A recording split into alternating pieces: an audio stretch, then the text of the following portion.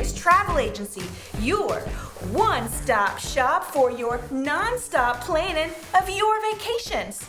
So, where are you and your family planning on going today? Oh, you're not going? No vacation? No vacations. Okay, well, I do hear that staycations are very popular right now, which makes sense considering everything that's going on. But, are you sure you don't want a cruise or a riverboat tour? We've got lots of specials going on.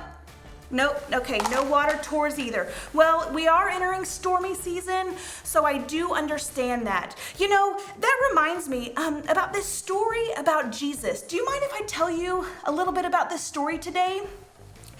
Jesus, he did a lot of traveling when he was here on this earth. And while he was traveling with his disciples, he saw lots of storms. And there's one that we're going to talk about today. And as we get into this new unit where we hear about the miracles of Jesus and the crazy and amazing things that Jesus did, we have a new big picture question. Our big picture question for this unit is, why did Jesus perform miracles? A miracle is something that God does that otherwise seems totally impossible. Now, as we're in this unit, I want you to think, as you hear about the miracles of Jesus, see if you can figure out, why did Jesus do these miracles? Why did Jesus perform these miracles? As we learn, think about that and think about all the amazing things that Jesus still does today. Okay, so let's set the scene. A long time ago, when God created the world, Adam and Eve, they disobeyed God. And when they did, they brought sin into the world. And the whole world, all of God's creation, has been damaged in one way or another by sin. God's people, they disobeyed him. Sometimes they flat out ignored him. Sometimes they ran away from him and went totally against what he was wanting to do. But all along, God had a plan to defeat sin. And do you know what his plan was? Jesus Christ. Jesus is God's plan, his big plan to rescue us and defeat sin for all the world.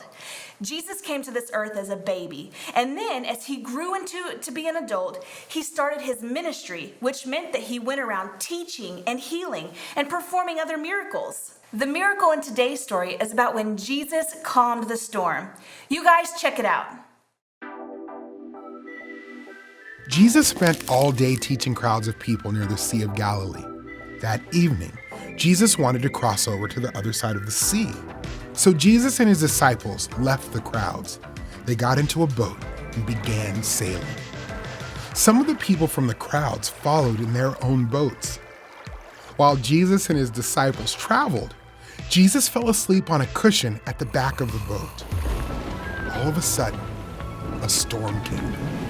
The wind was strong, and the waves crashed into the boat. Water was coming into the boat, and the disciples were afraid. Many of the disciples were fishermen. They had survived storms on the sea before, but this storm was different. It was so strong. If the water kept coming in the boat would sink. Surely they would all drown. The disciples looked to Jesus for help. But Jesus was still fast asleep at the back of the boat.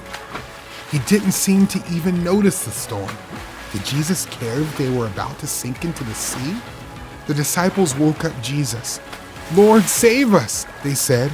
"We are going to die." Jesus opened his eyes and saw that his friends were afraid. He got up and spoke to the wind. Then Jesus said to the sea, "Silence!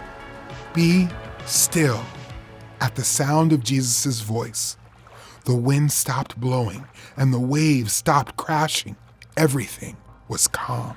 The disciples were safe. Jesus looked at his disciples and asked, "Why are you afraid? Do you still have no faith?" Did the disciples not trust Jesus to take care of them? The disciples were amazed. "Who is this man?" they asked each other. Even the wind and the waves obey him. Jesus' disciples knew Jesus was a good man and a good teacher.